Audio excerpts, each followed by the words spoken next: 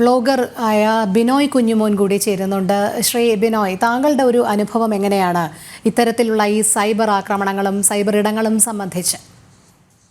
ഇതിനകത്ത് പെൺകുട്ടിയുടെ മരണം ശരിക്കും പറഞ്ഞാൽ വല്ലാത്തൊരു വേദന ഉണ്ടാക്കുന്ന ഒരു സംഭവമാണ്. കാരണം എന്ന് പറഞ്ഞാൽ ഇതൊക്കെ ഞാനൊക്കെ ഒരുപാട് അനുഭവിച്ച് ഈ പറയുന്ന ഫേസ്ബുക്ക് തുറക്കാനൊക്കത്തില്ല, യൂട്യൂബ് തുറക്കാനൊക്കത്തില്ല. ഞാൻ ചെയ്യുന്ന സംഭവം എന്താണെന്ന് വെച്ചാൽ മാസ്റ്റർ ബ്രെയിൻ 2.0 നോക്കിയാൽ നിങ്ങൾക്ക് ഒരുപക്ഷെ മനസ്സിലാവും.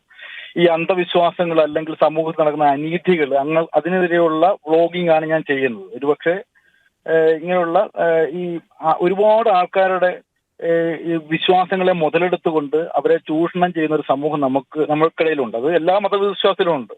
ഹിന്ദു, മുസ്ലിം, ക്രിസ്ത്യാനി എല്ലാ വിശ്വാസത്തിലും ഉണ്ട്. അപ്പൊ അതിനെതിരെയുള്ള വിശ്വാസമല്ല അതിന് ഉപരിയായിട്ടുള്ള അന്ധവിശ്വാസങ്ങളെ പൊളിച്ചെടുക്കുന്ന ഒരു വ്ളോഗിംഗ് ആണ് ഞാൻ ചെയ്യുന്നത്. പക്ഷെ ഈ വ്ളോഗ് നമ്മളൊരു വീഡിയോ അപ്ലോഡ് ചെയ്ത് കഴിഞ്ഞ ആ നിമിഷം മുതൽ നമ്മൾ അനുഭവിക്കുന്ന ഒരു വിഷമം ചെറിയ കാര്യമല്ല. നമ്മൾ സമൂഹത്തിന് കൊടുക്കുന്ന നല്ലൊരു ഉപദേശമാണ്, അല്ലെങ്കിൽ നല്ലൊരു അഡ്വൈസാണ്. ഇങ്ങനെയുള്ള ചതിക്കുഴി ചാടരുത്, അത് തെറ്റായ പ്രവണതയാണ് എന്ന് കൊടുക്കുന്ന ആ അഡ്വൈസിന്റെ അടിയിൽ വന്നിട്ട് ഈ ഇമാതിരി തെറിയെന്ന് പറഞ്ഞ തന്തയ്ക്കും തള്ളയ്ക്കും വിളിക്കുന്ന വിളി ദിവസവും കേൾക്കുന്ന വ്യക്തിയാണ്. ഇപ്പൊ ഞാൻ ചെയ്യുന്നത് ഇങ്ങനെയുള്ള വീഡിയോ അപ്ലോഡ് ചെയ്യുന്നു, അടിയിലുള്ള കമന്റുകൾ ഞാൻ നോക്കാറേ ഇല്ല. നോക്കിക്കഴിഞ്ഞാൽ ഒരുപക്ഷെ നമ്മുടെ ഈ പ്രവൃത്തിയുമായിട്ട് മുന്നോട്ട് പോകാൻ ഒക്കാത്ത രീതിയിലുള്ള അവസ്ഥയാണിത്. പ്രത്യേകിച്ച് ഈ പെൺകുട്ടികൾക്ക് സഹിക്കാൻ ഒക്കത്തില്ലത്. ഇപ്പൊ ഞാനൊക്കെ ഒരുപാട് വർഷങ്ങളായിട്ട് ഈ ഫീൽഡിൽ നിൽക്കുന്നതുകൊണ്ട് ഈ ചീത്ത വിളി കേട്ട് അങ്ങനെയുള്ള വിളി കേട്ട് ഒരു തഴക്കവും പഴക്കവും ആയതുകൊണ്ട് നമ്മൾ ശ്രദ്ധിക്കാറില്ല. ഒരു ടാർഗറ്റിംഗ് ആണ് എന്ന് പറഞ്ഞാൽ ചിലർക്ക്, എന്റെ അഭിപ്രായത്തിൽ അവൻ മറ്റുള്ളവരെ കൊണ്ട് ചെയ്യാൻ പറ്റുന്നില്ല, അപ്പൊ നമുക്കിത് ചെയ്യുന്നു. അപ്പൊ അതിലുള്ള അസൂയാലുക്കളായ കുറെ ആൾക്കാർ അല്ലെങ്കിൽ ടാർഗറ്റ് ചെയ്ത ഓഡിയൻസ് ഉണ്ട്. ഇവരെ നശിപ്പിച്ചേ അടങ്ങത്തുള്ളൂ, ഇവൻ അങ്ങനെ പൊങ്ങണ്ട എന്ന് ചിന്തിക്കാതെ അവള് പൊങ്ങണ്ട എന്ന് ചിന്തിക്കുന്ന ഒരു ഒരു ഒരു എന്താ പറയുന്ന ഒരു പ്രേക്ഷക, അല്ലെങ്കിൽ എന്ത് പറയുന്നത്, പ്രേക്ഷകർ എന്ന് പറയാൻ ഒക്കത്തില്ല, കുറച്ച് ആൾക്കാരുണ്ട്. അവരാണ് ഈ ടാർഗറ്റ് ചെയ്ത് ഇങ്ങനെയുള്ള ആൾക്കാരെ നശിപ്പിക്കുന്നത്. അല്ല ശ്രീ ബിനോയ്, ഇവിടെ ചോദിക്കാനുള്ളത്, ഇത്തരത്തിൽ അശ്ലീല പരാമർശങ്ങൾ വന്നു കഴിഞ്ഞാൽ നിയമപരമായി നീങ്ങാനുള്ള സാധ്യതയുണ്ടല്ലോ. പിന്നെ എന്തുകൊണ്ടാണ് പലപ്പോഴും നമ്മളിത് അവഗണിച്ച് മുന്നോട്ട് പോകുന്നു, ഞങ്ങൾ കമന്റ്സ് നോക്കാറില്ല എന്ന് പറയുന്നത്? കൃത്യമായി ബ്ലോഗർമാരും അല്ലെങ്കിൽ ഈ സൈബർ ഇടങ്ങളിൽ പ്രവർത്തിക്കുന്നവരും സോഷ്യൽ മീഡിയ ഇൻഫ്ലുവൻസേഴ്സും ഒക്കെ ഇത് നിയമപരമായി കൂടി പെരുമാറിയിരുന്നുവെങ്കിൽ ഇത്തരത്തിൽ താങ്കൾ പറഞ്ഞതുപോലെ അനാവശ്യമായി കമന്റ് ഇടുന്ന ഒരു പ്രവണത ഒരു പരിധിവരെയെങ്കിലും നിയന്ത്രിക്കാൻ കഴിയില്ലേ? എനിക്കിങ്ങനെ ഒരു ഒരു ഒരു പ്രത്യേക വിഷയത്തിൽ ഒരു ഫോക്കസ് ആയിട്ട് വന്ന് എനിക്കെതിരെ ഒരുപാട് ആരോപണങ്ങളിട്ട് വന്ന് എനിക്ക് ഒരു 100-150 പേര് എനിക്ക് ടാർഗറ്റ് ചെയ്ത് എനിക്കിട്ട് വന്നു. അപ്പൊ ഞാൻ നേരെ സൈബർ സെല്ലിൽ കൊണ്ട് പരാതി കൊടുത്തു. അവിടെ ചെന്ന് പരാതി കൊടുക്കും, അവർ നിസ്സഹായാവസ്ഥയാണ് പറയുന്നത്. അപ്പൊ നമുക്ക് എന്ത് ചെയ്യാൻ പറ്റും? നിങ്ങൾ അവരുടെ സ്ക്രീൻഷോട്ട് കൊണ്ടുപോകുക, അല്ലെങ്കിൽ ഇന്നത് കൊണ്ടുപോകുക, മറിച്ച് കൊണ്ട് നമുക്ക് ഇതൊന്നും ഒരാളല്ലല്ലോ, ഒരു കൂട്ടം ആൾക്കാരാണ്. നമുക്ക് അവരുടെ വീട്ട് അഡ്രസ്സ് ഒന്നും ഫേക്ക് ഐ ഡി എന്നാണ് ഇതെല്ലാം കൂടെ ചെയ്യുന്നത്.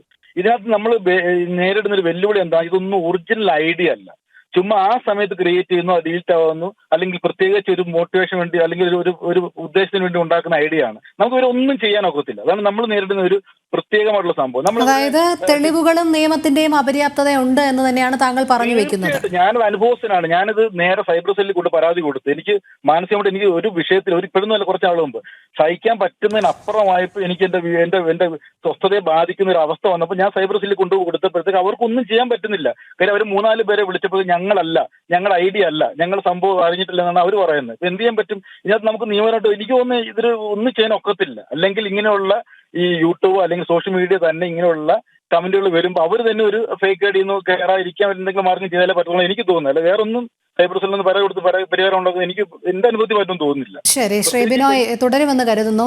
ഡോക്ടർ ബി ജയരാജിലേക്ക് കൂടി പോവുകയാണ്. ശ്രീ ജയരാജ്, ഇവിടെ നിയമത്തിന്റെ അപര്യാപ്തത തന്നെയാണോ ഇത്തരത്തിലുള്ള സൈബർ ആക്രമണങ്ങൾക്ക് പ്രധാന കാരണം? ഇപ്പോൾ നമ്മളോട് സംസാരിച്ച ബ്ലോഗർ തന്നെ സൂചിപ്പിച്ചതുപോലെ സൈബർ സെല്ലിലെത്തുമ്പോൾ അവർ പറയുന്നത് ഇത്തരത്തിലുള്ള സൈബർ ആക്രമണങ്ങൾക്ക് ഇടയാക്കിയ സ്ക്രീൻഷോട്ടുകളോ അല്ലെങ്കിൽ ആരാണ് എന്നുള്ളതോ കൊണ്ടുവരൂ എന്നുള്ളതാണ്. നമുക്കറിയാം, പല സൈബർ ആക്രമണ കേസുകളിലും പോലീസ് ആദ്യം ശ്രമിക്കുന്നത് ഒരു ഒത്തുതീർപ്പിലെത്താനാണ്. അതായത് ആരോപണ വിധേയരെ പലപ്പോഴും കണ്ടെത്താൻ കഴിയാത്ത സാഹചര്യം. ഇനി അഥവാ കണ്ടെത്തിക്കഴിഞ്ഞാൽ ആ ആരോപണ വിധേയനോട് ആ ഉള്ളടക്കം ഡിലീറ്റ് ചെയ്ത് മുന്നോട്ട് പോകും, മേലാൽ ആവർത്തിക്കരുത് തുടങ്ങിയത് പറയുന്നു എന്നാണ് പലരും പരസ്യമായി തന്നെ പറയുന്ന ഒരു പരാതി.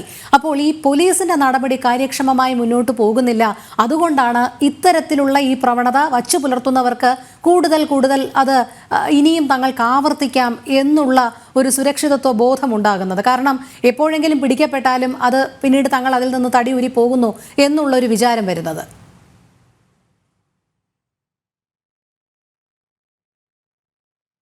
അദ്ദേഹത്തിന്റെ കണക്ടിവിറ്റിയിൽ ചില സാങ്കേതിക തകരാറുകളുണ്ട്.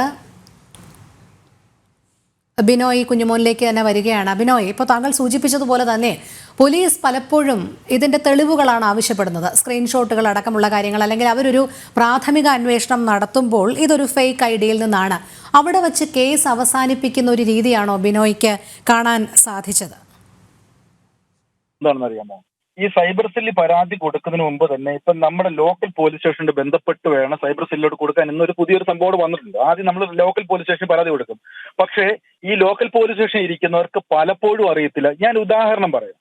ഇപ്പൊ എന്റെ നാട്ടിൽ ഒരു ലോക്കൽ പോലീസ് സ്റ്റേഷനിൽ കൊണ്ട് പരാതി കൊടുത്ത് പറഞ്ഞു, നിങ്ങൾ ഫേസ്ബുക്കിന്റെ ഓഫീസ് തിരുവനന്തപുരത്തുണ്ട്, അവിടെ കൊണ്ട് പരാതി കൊടുക്കാൻ പറഞ്ഞ പോലീസുകാർ എനിക്കറിയാം.